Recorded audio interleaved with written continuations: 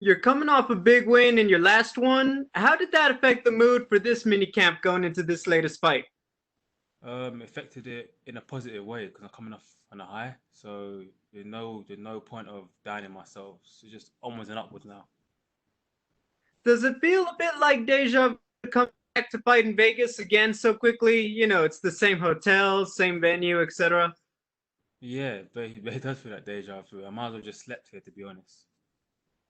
Do you do anything like ask for the same hotel room, anything else, just so, it just feels more familiar for you?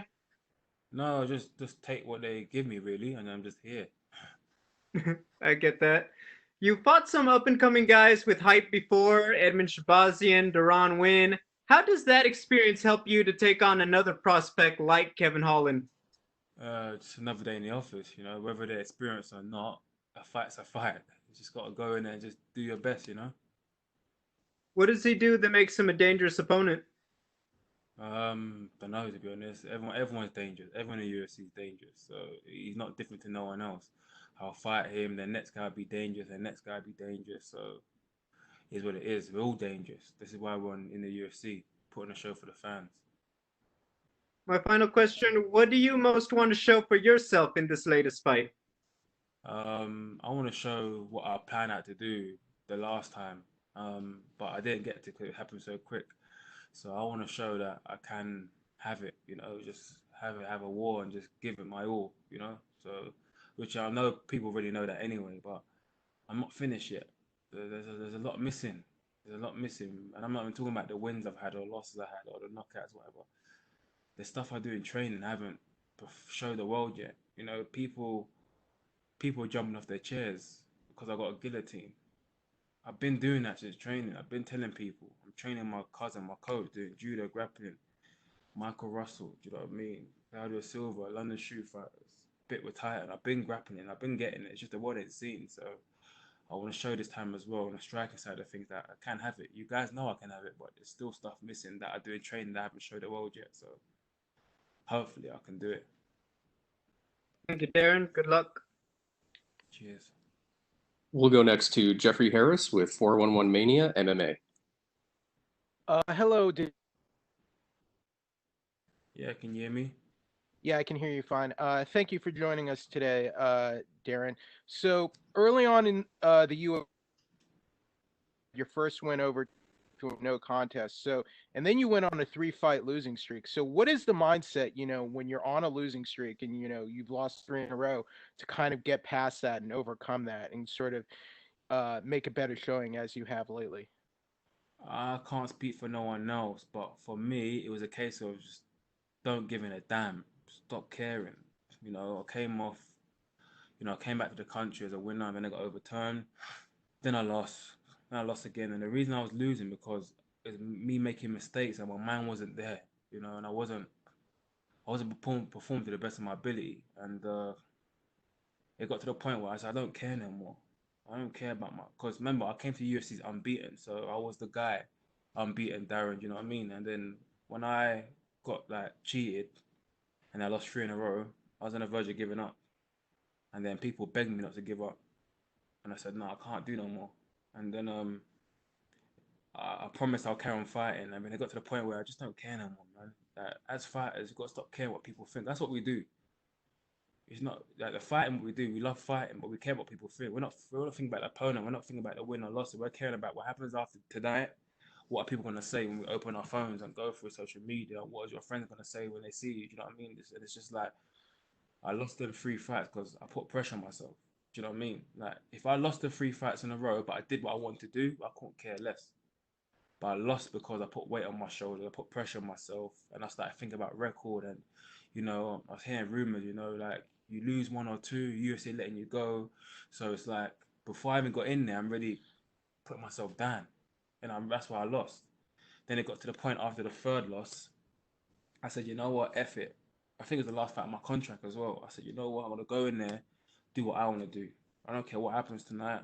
I lose, I win. I don't care what happens. And then that's why when I fought in Liverpool, I broke down crying because it was emotional. Like the guy came from lost three in a row, and then I didn't care what I didn't care no more, and I just won, and that's how I broke down crying. So my message to people out there, fighters, and I'm watching you, just go have fun, man. You know, you could win, yeah, but you could be boring. You can still get let go. You could lose, be entertaining.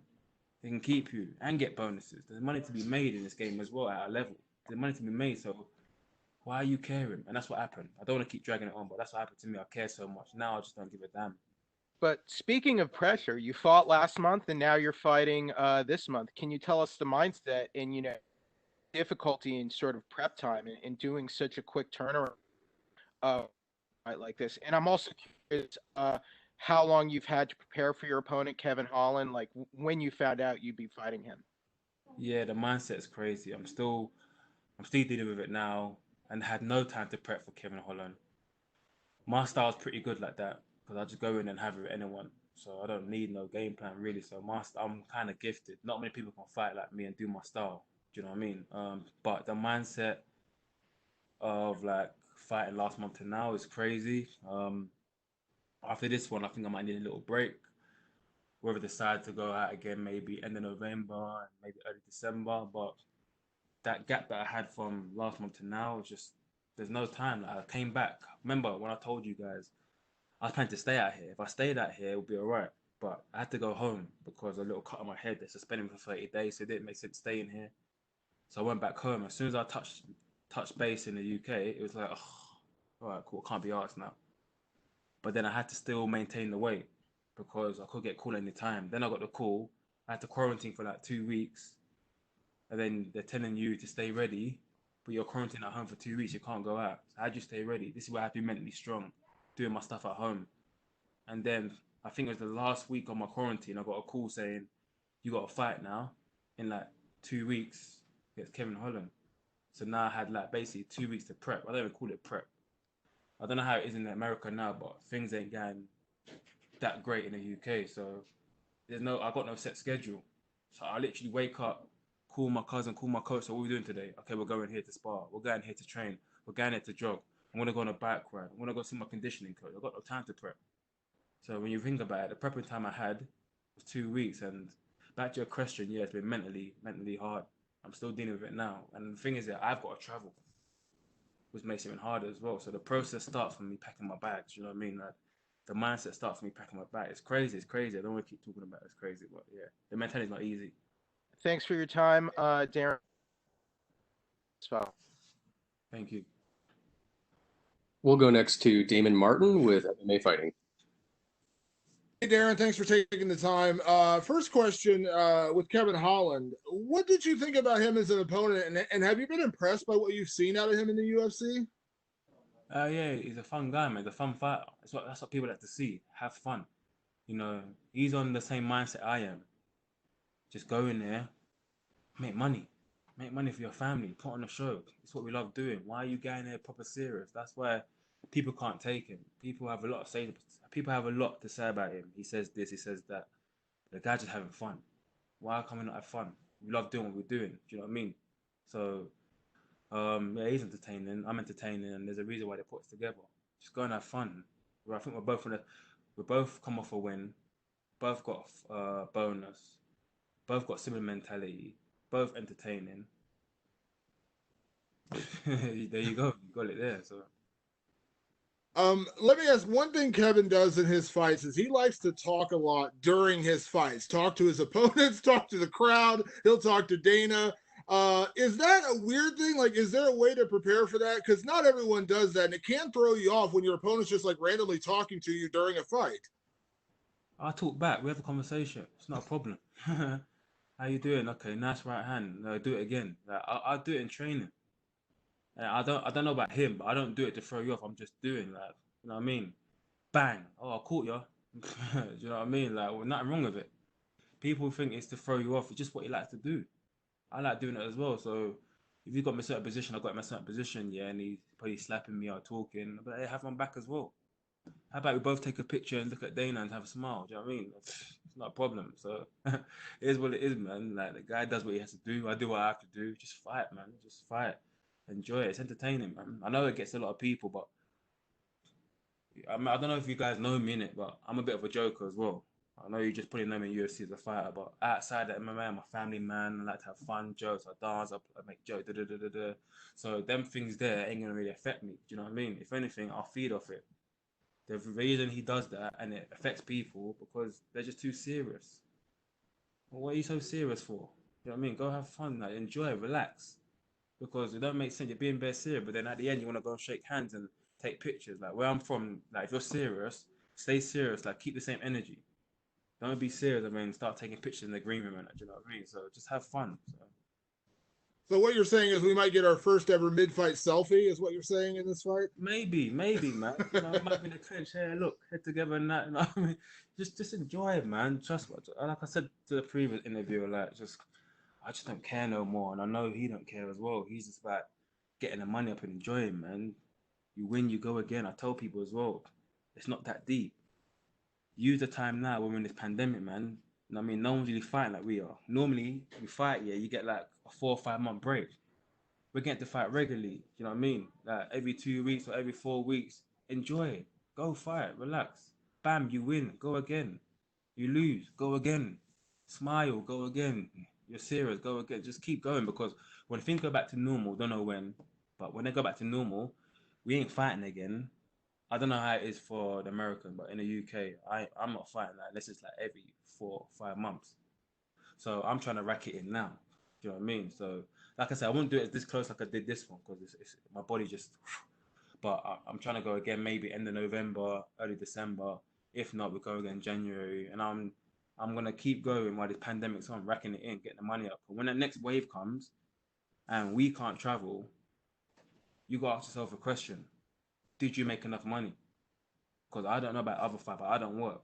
I don't work. My family man, missus don't work. I've got 2 kids. I need to make money. Right now, it's not about rankings and crap like that for me, man. Win, lose, draw. It's about fighting, having fun, making my money. So I love it. And last question, Darren. Obviously, your focus is solely on your fight, but I got to ask: there's a big main event on this card. Tyron Woodley against Colby Covington. Can I get your pick or prediction how you see that one playing out? oh, you're trying to make me snitch, is what we call it in the UK. You're trying to make me grass. Oh, how you gonna do this on camera? Look, I want Woodley to win. Yeah. Kobe's got it's the work rate. It's a work. How you making me snitch on camera? You're a bad man. You are a very, very bad man. But yeah, Kobe's guy, man. Like he can fight. He can. If, I can't. I gotta be like. If you want an honest opinion, like Kobe's work rate is mad. Seen it so many times. Yeah, work rate plays a part in MMA. You can be one puncher, this and that. But if you can keep going and pushing your opponent and breaking your opponent, which is what he does, it's gonna be a problem. He does it on the feet. He does it in the grappling. He does it on the ground. So I want to say to you, yeah, that I want Woodley to win, but I think Kobe might edge it. That's what you're getting from me, man. Thank you, Darren. We'll take our final question from Stephen Morocco with Vox Media. Yeah, Darren, what you were talking about going through between these fights sounds absolutely horrible. What do you plan to do afterward to sort of get your mind right? Have a break, man. I need a break, man. Like I said, if I stayed out here, it wouldn't be a problem because I know I'll fight maybe like 2 weeks after. So I know I'll be out here, UFC look after me, keep the weight down, blah, blah, blah. Once you touch soil back home, it's draining. We're flying and we got to fly back here, get the weight down. It's hard work. So I think after this one, I'll like a break. Like I said, I'm not going to promise nothing. I'm looking at maybe again, end of November, beginning of December. But it's just how my body keeps up. I don't know how this fight's going to go. Doing 2 back-to-back weight cuts could be a dangerous thing, what I'm doing. Who knows? But I'm doing it for a reason. Do you know what I mean? I'm doing it because I love the sport. I'm doing it to entertain the fans. I'm doing it for my family. So it is what it is. But at the same time, you got to think about your health. I don't know how Kevin's doing it, but I don't know where he cuts from. But I cut from a big weight.